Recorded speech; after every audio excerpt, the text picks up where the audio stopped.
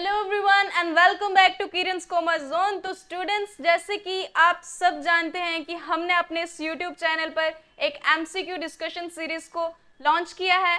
तो आज उसी सीरीज के रिलेटेड हमारा जो ये लेक्चर है उसको हम डिस्कस करेंगे, ठीक है। तो जिसमें हमारे जो हैं जितने भी इंपॉर्टेंट एमसीक्यूज हैं वो सारे हम पढ़ेंगे और उनको सॉल्व करेंगे, ठीक है। तो देखिए, जो हमारा फर्स्ट एमसीक्यू है वो है the movement of the earth around the sun is known as. क्या क्वेश्चन पूछा गया है? The movement of the earth around the sun is known as rotation. Option B है रेवोल्यूशन, ऑप्शन सी है inclination and option D है none of the above, ठीक है। तो देखिए स्टूडेंट्स, क्या पूछा गया है? Movement of the earth around the sun, मतलब कि हमारा सन, ठीक है, और इसके जो अराउंड जब हमारी अर्थ मूव करती है तो उसको हम क्या कहते हैं?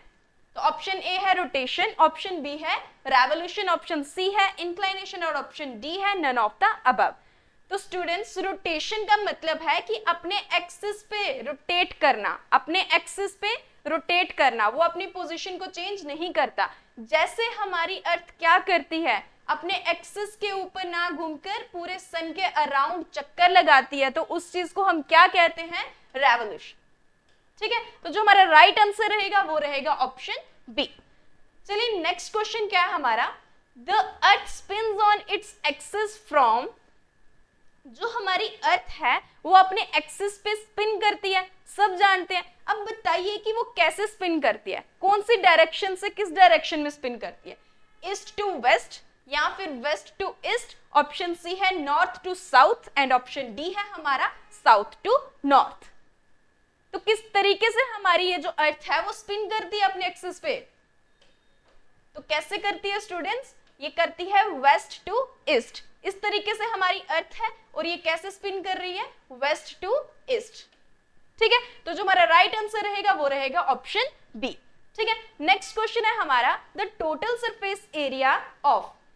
एरिया यहाँ पे मिसिंग है, तो देखिए क्वेश्चन में हमें क्या पूछा गया है? The total surface area of earth is. Option A है 510 million square kilometre, option B है 610 million square kilometre, option C है 710 million square kilometre and option D है हमारे पास 410 मिलियन स्क्वायर किलोमीटर, ठीक है। तो कौन सा ऑप्शन हमारा इसमें सही रहेगा स्टूडेंट्स? जो हमारी अर्थ है उसका जो टोटल सरफेस एरिया है, अगर हम उसकी बात करें तो वो कितना है? 510 मिलियन स्क्वायर किलोमीटर, ठीक है। तो चलिए नेक्स्ट क्वेश्चन की ओर मूव करते हैं। नेक्स्ट क्वेश्चन है हमारा the word used to describe the shape of the earth. हमारी जो अर्थ की शेप है वो कैसी है? ऑप्शन ए है फ्लैट, ऑप्शन बी है सर्कल, ऑप्शन सी है स्फीयर एंड ऑप्शन डी है हमारे पास ऑब्लिट स्फीयरॉइड। तो हमारी अर्थ की शेप कैसी है स्टूडेंट्स? उसको हम कैसे क्या बोलते हैं? जो हमारी अर्थ की शेप है उसको हम क्या बोलते हैं?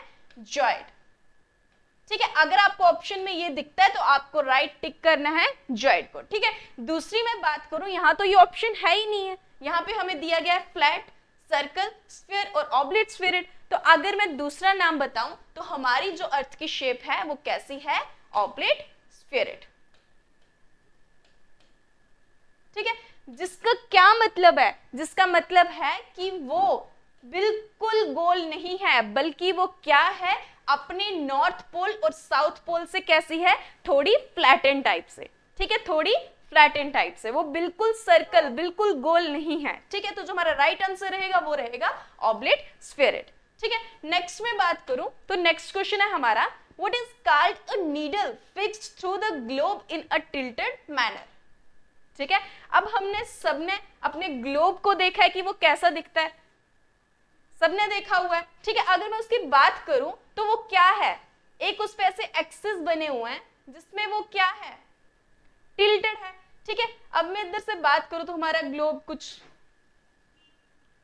इस तरीके से आपको देखने को मिलता है, ठीक है, इस तरीके से, ठीक है। अब ये जो हमारा ग्लोब है, अब मैं इसकी बात करूं तो यहाँ पे एक इस टाइप से हमारी एक नीडल सी लगी होती है। इस चीज को हम क्या कहते हैं? ऑर्बिट, लैटिट्यूड, एक्सिस या फिर लॉन्गिट्यूड। तो क्या कहते हैं स्टूडेंट्स हम इसको? हमारा जो राइट आंसर रहेगा वो रहेगा ऑप्शन सी, जो कि क्या है? एक्सिस।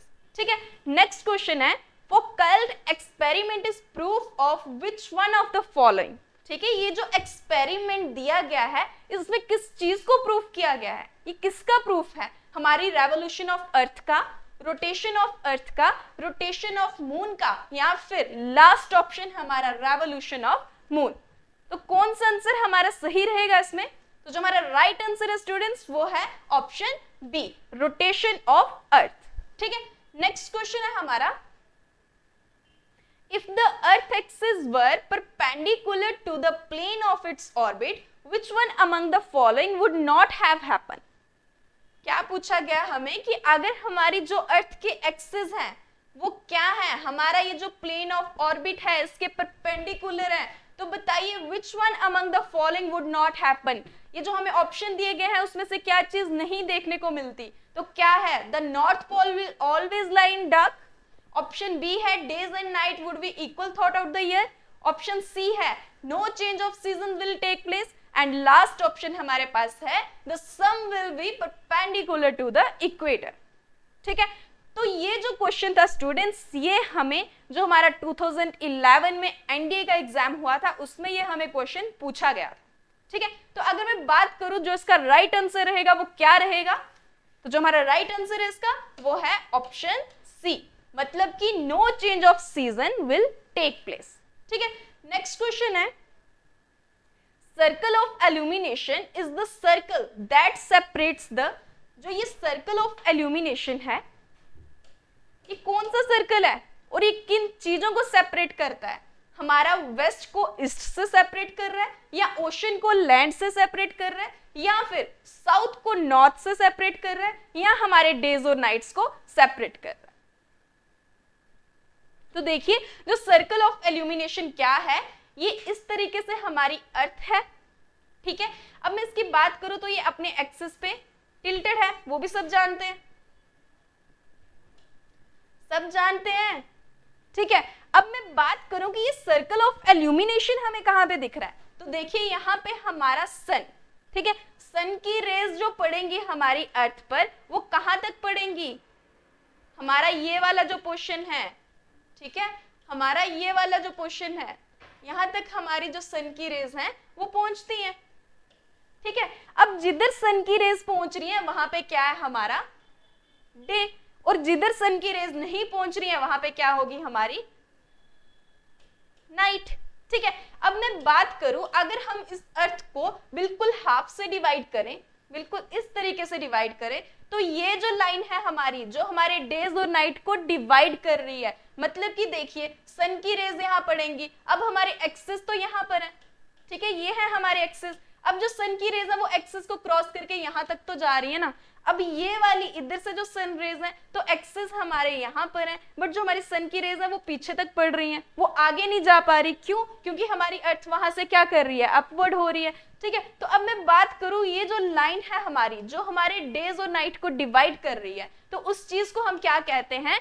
Circle of illumination. ठीक है, तो अब इधर सर्कल ऑफ एल्यूमिनेशन के रिलेटेड जो हमारा सही आंसर रहेगा वो रहेगा ऑप्शन डी, मतलब कि डे और नाइट्स को सेपरेट करने वाली लाइन जो है वो क्या है? Circle of illumination. ठीक है, नेक्स्ट क्वेश्चन है हमारा, the sun revolve around the sun in an spherical orbit. Option B है एलिप्टिकल ऑर्बिट, ऑप्शन सी है circular orbit, and option D है हमारे पास नन ऑफ दिस। तो कौन सा ऑप्शन हमारा सही रहेगा स्टूडेंट्स? देखिए जब सन के अराउंड हमारी अर्थ क्या करती है? रिवॉल्व करती है। यहाँ पे सन, टाइपिंग एरर है, यहाँ पे सन दोबारा से रिपीट हो गया, अर्थ आएगा यहाँ पे। ठीक है, तो क्वेश्चन में पूछा क्या गया हमें? The earth revolve around the sun in an spherical orbit, elliptical orbit या फिर सर्कुलर ऑर्बिट। तो किस तरीके से जो है हमारी अर्थ सन के अराउंड चक्कर लगाती है, तो कैसे लगाती है? कौन सा ऑप्शन सही रहेगा हमारा? Option B is the right answer. क्या मतलब कि एलिप्टिकल ऑर्बिट से हमारी अर्थ क्या करती है? सन के अराउंड मूव करती है। ठीक है, नेक्स्ट क्वेश्चन है हमारा, seasons changes due to the change in the position of the, जो हमारे सीजन्स हैं उनमें चेंजेस आते हैं, किसके कारण आते हैं?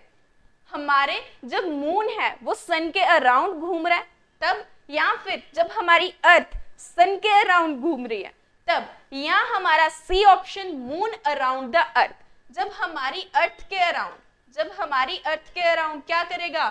मून रिवॉल्व करेगा, या फिर तब, या फिर इनमें से कोई भी नहीं। ठीक है, तो सीजन में चेंजेस कब आते हैं स्टूडेंट्स? आपने पढ़ा है कि हमारी जो अर्थ है, हमारी अर्थ है दो तरीके से मूवमेंट होती है, दो टाइप के मोशंस हैं, एक है हमारा रोटेशन और एक है हमारा रेवोल्यूशन। ठीक है, अगर मैं बात करूं रोटेशन की तो इससे हमें क्या इफेक्ट देखने को मिलता है? इससे देखने को मिलता है हमें डेज एंड नाइट। ठीक है, अगर मैं बात करूं रेवोल्यूशन की तो इससे क्या इफेक्ट मिलता है? हमारे जो सीजन्स हैं उसमें चेंजेस आते हैं। ठीक है, हमारे सीजन्स में चेंजेस देखने को मिलते हैं। तो अब रेवोल्यूशन तो सब जानते हैं, जब हमारी अर्थ क्या करती है? सन के रिवॉल्व घूमती है। और रोटेशन सब जानते हैं कि जब हमारी अर्थ अपने एक्सिस पे रोटेट करती है। तो बताइए हमारा जो राइट आंसर इसमें रहेगा वो क्या रहेगा? आप कमेंट बॉक्स में भी लिख सकते हैं कि जो हमारा राइट आंसर है वो क्या रहेगा। तो देखिए जो हमारा राइट आंसर है स्टूडेंट्स वो है अर्थ अराउंड द सन, मतलब कि option B is the right answer. ठीक है, नेक्स्ट क्वेश्चन है हमारा, the orbital plane is the path on which the earth revolve around the sun, moon revolve around the sun. Next है हमारा moon revolve around the sun. ठीक है, और last है हमारा नन ऑफ द अबव। ठीक है, देखिए क्या बोल रहा है कि ऑर्बिटल प्लेन क्या चीज है? जब हमारी अर्थ क्या कर रही है? सन के अराउंड, सन है हमारा, ठीक है, इसके अराउंड क्या चक्कर लगा रही है? हमारी अर्थ रिवॉल्व कर रही है। नेक्स्ट में क्या कह रहा है? मून रिवॉल्व अराउंड द अर्थ, मतलब कि बीच में हमारी अर्थ है, ठीक है, और इसके अराउंड जब मून रिवॉल्व कर रहा है, ठीक है, तो या फिर moon revolve around the sun, मतलब कि सन और इसके अराउंड मून रिवॉल्व कर रहा है, या हमारा इसमें से कोई भी। ठीक है, तो ऑर्बिटल प्लेन क्या होता है स्टूडेंट्स? क्या होता है? जब हमारा सन है, ठीक है, एग्जाम्पल यहाँ पे हमारा सन, ठीक है, उसके बाद जब हम सोलर सिस्टम की बात करते हैं तो क्या हमारे प्लैनेट्स क्या करते हैं? अपने ऑर्बिट पर घूम रहे होते हैं, ठीक है, सन के अराउंड। वैसे मैं बात करूं थर्ड नंबर पे हमारी अर्थ है, ठीक है, तो देखिए हमारी जो अर्थ है ना वो क्या कर रही है? इसी ऑर्बिट पे घूम रही है। ठीक है, जैसे इसकी रोटेशन कंप्लीट होती है ये फिर से सेम पाथ पर मूव करती है। वैसे हमारे मरकरी, वीनस, मार्स, जुपिटर ये सब का एक ऑर्बिट प्लेन होता है। ठीक है, ये क्या करते हैं? अपने उस पाथ को चेंज नहीं करते, बल्कि ये उसी पाथ पे क्या करते हैं? रोटेट करते रहते हैं। तो जिस चीज को हम क्या कहते हैं? Orbital plane. तो अगर मैं बात करूं यहाँ पे the orbital plane is the path on which the, तो क्या रहेगा हमारा? Earth revolve around the sun. ठीक है, जो हमारा राइट आंसर रहेगा वो रहेगा ऑप्शन ए। नेक्स्ट क्वेश्चन है हमारा, the part of the earth which is tilted farthest from the sun experience, क्या पूछा गया हमें कि जो हमारी अर्थ का वो पार्ट जो कि क्या है? टिल्टेड है। ठीक है, farthest from the sun experience, वहां हमें क्या चीज एक्सपीरियंस करने को मिलती है? समर, ऑप्शन बी है ऑटोमन, ऑप्शन सी है विंटर एंड ऑप्शन डी है स्प्रिंग। तो वहां पे क्या देखने को मिलता है हमें? सीजन्स में तो चेंजेस आ रहे हैं भाई, वो तो हमने देखा, पर क्या चीज है वहां पे? समर है, विंटर है, ऑटोमन है, स्प्रिंग है। तो जो हमारा राइट आंसर रहेगा वो रहेगा स्टूडेंट्स विंटर, ऑप्शन सी। ठीक है, नेक्स्ट क्वेश्चन है, how many types of motion does the earth have? तो हमने अभी पीछे डिस्कस किया कि जो हमारी अर्थ है वो दो टाइप की मोशंस हमें देखने को मिलती हैं, दो टाइप की मूवमेंट्स हमें देखने को मिलती हैं, जो कि क्या है? एक रोटेशन एंड दूसरी रेवोल्यूशन। तो जो हमारा राइट आंसर रहेगा वो रहेगा स्टूडेंट्स ऑप्शन बी। ठीक है, नेक्स्ट क्वेश्चन है हमारा, how many days does earth take to complete one revolution around the sun? क्या पूछा गया? बार बार हम रोटेशन रेवोल्यूशन पढ़ रहे हैं, तो बताइए ये जो रेवोल्यूशन है, सन है हमारा, उसके अराउंड जब ये अर्थ घूम रही है तो लेट ये यहां से स्टार्ट कर रही है अपनी रोटेशन, अब ये इसी पोजीशन पे दोबारा आने के लिए कितना टाइम ले रही है? तो कितना ले रही है? 366 days, 365 and 1/4 days and option C है 365 डेज एंड ऑप्शन डी है 364 डेज। देखिए एक साल में कितने दिन होते हैं, इतना तो हमें पता है कि ये पूरा साल लेती है, अपने सर्कल को कंप्लीट करने में पूरा एक एनुअल ईयर लेती है। तो हमारे एनुअल ईयर में कितने दिन होते हैं, कितने दिन होते हैं? तो जो हमारा राइट आंसर रहेगा वो रहेगा ऑप्शन बी। देखिए क्या होता है 1/4 डे। अब आप कहोगे कि 365 एंड 1/4 डे, तो 1/4 डे को जब हम 4 बार प्लस करें तो हमारा 1 डे क्या होता है, इंक्रीज होता है। 1 डे क्या होता है, इंक्रीज होता है। इसीलिए हर 4 साल के बाद क्या आता है, एक लीप ईयर आता है जिसमें हमारा 1 डे इंक्रीज होता है। ठीक है, तो वो चीज आपको यहाँ से क्लियर होगी। और ये चीज आप देखो कि ये जो अपनी रोटेशन कंप्लीट कर रहा है कितना टाइम ले रहा है, 365 डेज एंड 1/4 डे। ठीक है, तो नेक्स्ट क्वेश्चन है हमारा, at what position does the earth experience equal day and equal night. क्या पूछ रहा है हमें क्वेश्चन में कि बताइए हमारी अर्थ की ऐसी कौन सी पोजीशन होती है जब हमें equal days and equal nights देखने को मिलती हैं। ठीक है, ऑप्शन ए है हमारे पास विंटर सोलिस्टिक, ऑप्शन बी है इक्वेटर, ऑप्शन सी है पोल्स और ऑप्शन डी है समर सोलिस्टिक। तो हमारे ये जो इक्वल डेज और इक्वल नाइट्स कहां पर होती हैं स्टूडेंट्स, हमारे इक्वेटर पर। जब हमारा सन की रेज हमारी अर्थ पर पड़ रही हैं, ठीक है, तो देखिए क्या है बीच में हमारा इक्वेटर। अगर मैं बात करूं जैसे मैंने आपको ऊपर डेज और नाइट्स का पढ़ाया, तो देखिए ये क्या था हमारा, डेज और नाइट को डिवाइड कर रहा है। अगर मैं बात करूं हमारी अर्थ की तो वो इस तरीके से, सॉरी यहां से थोड़ा देखिए यहाँ पे कलर अलग कर लेते हैं, यहाँ से इस तरीके से हमारी अर्थ क्या है, टिल्टेड है। ठीक है, तो वो चीज आप यहाँ से फाइंड आउट कर सकते हो कि इस तरीके से हमारी एक्सिस पे अर्थ घूम रही है। ठीक है, अब मैं सन की रेज की बात करूं तो सन की रेज यहाँ पे जितनी पड़ रही है वहां उतनी ही हमारी नाइट अपोजिट में हमें देखने को मिल रही है। मतलब कि जितना डे है उतनी नाइट है, इक्वल डेज एंड नाइट है। जैसे हम पोल्स की तरफ मूव कर रहे हैं तो हमारा जो डे है वो क्या हो रहा है, डिक्रीज कर रहा है, डिक्रीज कर रहा है ना। अगर हम नीचे की तरफ बात करें तो हमारा जो ये सन की रेज है वो क्या कर रही हैं, कहां तक पड़ रही है, हमारे इतने तक। मतलब कि ये जो हमारा डे है ये क्या कर रहा है, ये क्या हो रहा है, हमारा इंक्रीज हो रहा है। ठीक है, तो ये चीज आप यहाँ से फाइंड आउट कर सकते हो, देख सकते हो कि किस तरीके से कहां पर हमारे जो इक्वल डेज हैं और हमारे इक्वल नाइट्स हैं। ठीक है, तो देखिए क्या है, जब हमारे इक्वल डेज और नाइट्स हैं वो कब होंगे, हमारे इक्वेटर पर। तो जो हमारा राइट आंसर रहेगा स्टूडेंट्स वो क्या रहेगा, हमारा ऑप्शन बी। ठीक है, तो नेक्स्ट क्वेश्चन है, which hemisphere receive direct sunlight on 22 December. 22 दिसंबर को कौन सा हेमिस्फीयर जो है वो डायरेक्ट सनलाइट रिसीव करता है। तो देखिए क्या है, हमारी अर्थ, बार बार वही फिगर आपको माइंड में अपने रखनी है। क्या है, बीच में हमारा इक्वेटर, उसके ऊपर ट्रॉपिक ऑफ कैंसर, ठीक है, ट्रॉपिक ऑफ कैंसर, एंड नीचे है हमारी ट्रॉपिक ऑफ कैप्रिकॉर्न।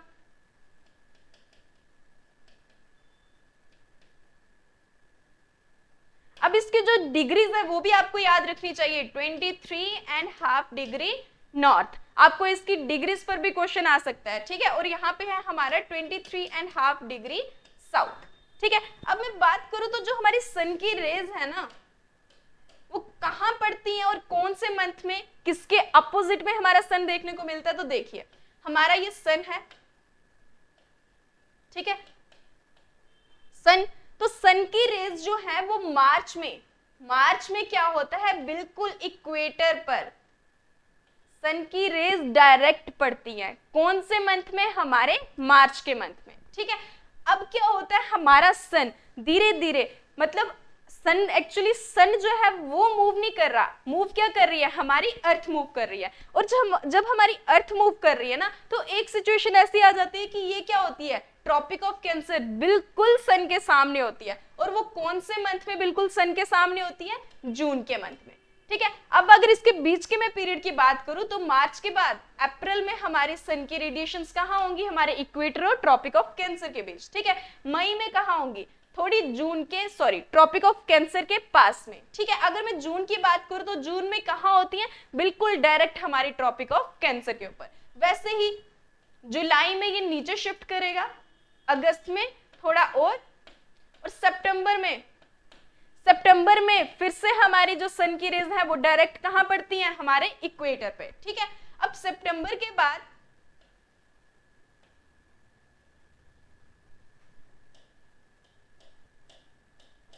अक्टूबर, नवंबर और दिसंबर, ठीक है। दिसंबर में जो हमारी सन की रेज हैं अब वो कहां पर देखने को मिल रही हैं, हमारी ट्रॉपिक ऑफ कैप्रिकॉर्न पे। अब जो सन की रेज हैं वो डायरेक्ट कहां पड़ेंगी, हमारी ट्रॉपिक ऑफ कैप्रिकॉर्न पे। तो देखिए ये तीनों चीजें इंपॉर्टेंट है। एक तो सन की जो डायरेक्ट रेज है वो ट्रॉपिक ऑफ कैंसर पे कब होती है, जून के मंथ में, ठीक है। अगर बात करूं कि इक्वेटर पे कब होती है, हमारे मार्च के मंथ में, ठीक है। अगर मैं बात करूं हमारी ट्रॉपिक ऑफ कैप्रिकॉर्न पे डायरेक्ट रेज कब पड़ती है, तो कब पड़ती है, दिसंबर में, ठीक है। तो देखिए दिसंबर, उसके बाद जनवरी में फिर से अपवर्ड शिफ्ट करेगा, फरवरी में थोड़ा और उसके बाद मार्च में वो फिर से वहां पहुंच जाएगा। इस तरीके से ये जो 6 मंथ्स के ऊपर और 6 मंथ्स के नीचे ये सन की जो रेज हैं उसमें चेंजेस आते रहते हैं, ठीक है। अब देखिए क्वेश्चन में क्या था, which hemisphere receive direct sunlight on 22 December. तो हेमिस्फीयर की अगर मैं बात करूं तो ये हमारा इक्वेटर है, ऊपर वाला हमारा नॉर्दर्न हेमिस्फीयर है और नीचे वाला हमारा